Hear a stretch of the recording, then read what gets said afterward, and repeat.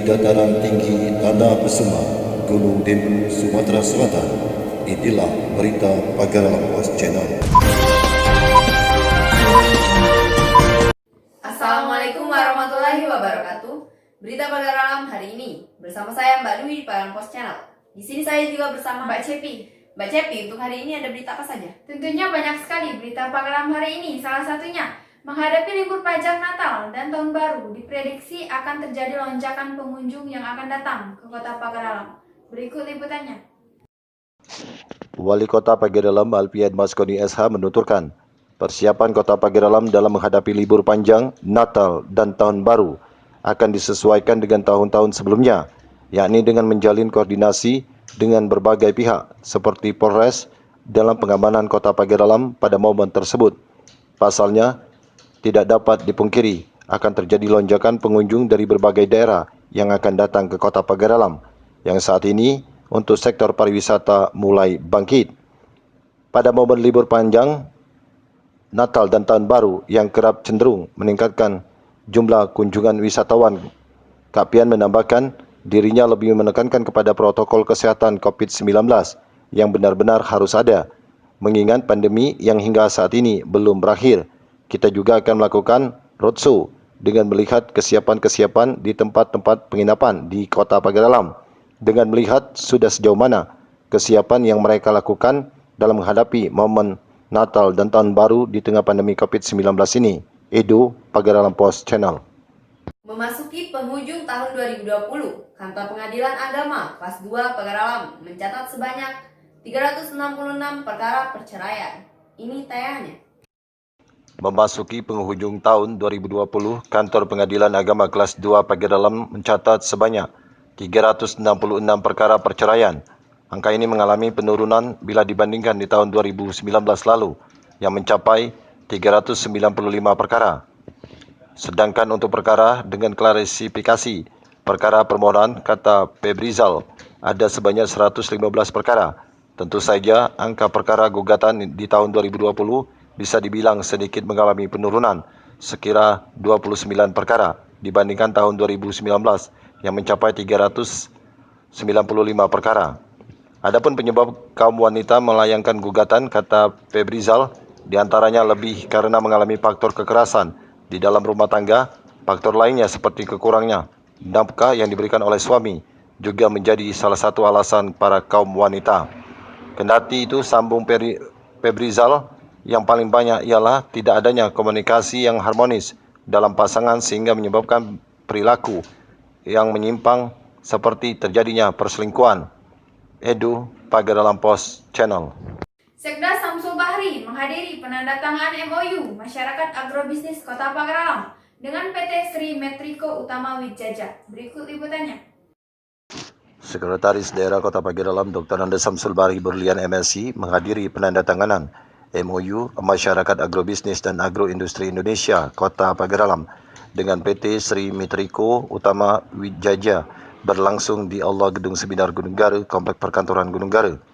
Wali Kota Pagar Alam Alfian Maskoni SH diwakili Sekda Kota Pagar Alam Dr. Andes Samsul Bahri Berlian MSc menuturkan jika Kota Pagar Alam dengan segala potensi alamnya memiliki peluang yang sangat besar dalam mengembangkan bidang pertanian, terutama dalam upaya meningkatkan produktivitas pertanian. Samsul menambahkan, jika langkah yang dilakukan oleh MAI, DPC Pagar Alam dan PT Pusri melalui anak perusahaan PT Sri Metriko Utama Wijaya untuk membangun sinergi dengan adanya penandatanganan ini sangatlah tepat. Ditambahkan Samsul, dengan penandatanganan MOU diharapkan nantinya dapat menyediakan suplai pupuk yang berkualitas hasil produksi PT Pusri bagi para petani di Kota Pagar Alam.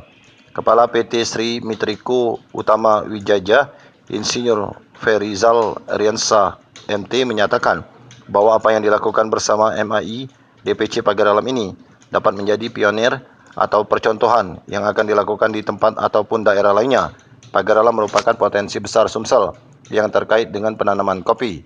Ketua MAI DPC Pagar Alam Diarti SE melalui Ketua Pelaksana Penandatanganan MOU MAI Kota Pagar Alam dengan PT Sri Metriko Utama Wijaya Sesi Radial SP mengakui tujuan kegiatan ini untuk penandatanganan MOU, diikuti penggiat kopi, kelompok tani, forum pengusaha kopi Pagaralam, akademisi, koordinator kecamatan dan kelurahan, Edo Pagaralam Post Channel.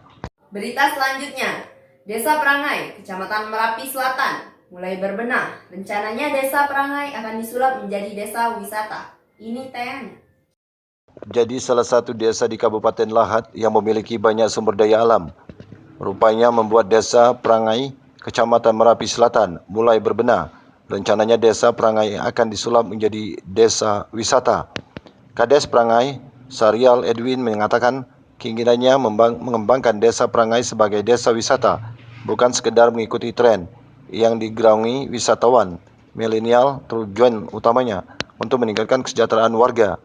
Sarial Edwin menuturkan, salah satu usulan hasil musyawarah daerah desa untuk pembangunan tahun 2021, yakni tentang BUMDes, wisata kolam dan Curug Durian 7. Pria dengan kepribadian santai ini meyakini pariwisata cara cepat meraup devisa, berimbas mempercepat pembangunan perekonomian warga dan desa. Sementara Andi Sucitra ST, anggota DPRD Dapil Merapi Area, sejak lama rupanya sudah menyambut baik rencana itu. Apalagi desa wisata ini muaranya untuk meningkatkan perekonomian warga Desa Perangai. Karang Taruna bisa mendapatkan penghasilan, warga bisa sambil berjualan, nama Kabupaten Lahat kian dikenal orang. Edo Pagaralam Post Channel. Berita terakhir Pagaralam hari ini, kelompok industri kecil menengah di Dusun Rempasai dapat lebih berinovasi dan kreatif lagi, serta meningkatkan kualitas produksi. Berikut liputannya. Peduli akan berkembangnya usaha kecil dan menengah UKM serta industri kecil menengah IKM. Kabid Perindustrian Disperindak Kota Pagaralam Indriani Paiti STPI MM sambangi pengusaha kerajinan anyaman bambu yang berada di Dusun Rempasai RT 11 RW 04 Kelurahan Penjalang Kecamatan Dempo Selatan. Kegiatan ini jelas Indri merupakan salah satu langkah dalam meninjau sarana dan prasarana produksi kerajinan anyaman berbahan dasar dari bambu, yaitu berupa kipas, bakul atau besek, dan berbagai jenis anyaman lainnya yang diproduksi oleh kelompok ibu-ibu yang diketuai oleh Ibu Eni Marsita. Edo Pagaralam Post Channel. Terima kasih telah menyaksikan tayangan kami di Pagaralam Post Channel. Jangan lupa like, subscribe, dan komen. Wassalamualaikum warahmatullahi wabarakatuh.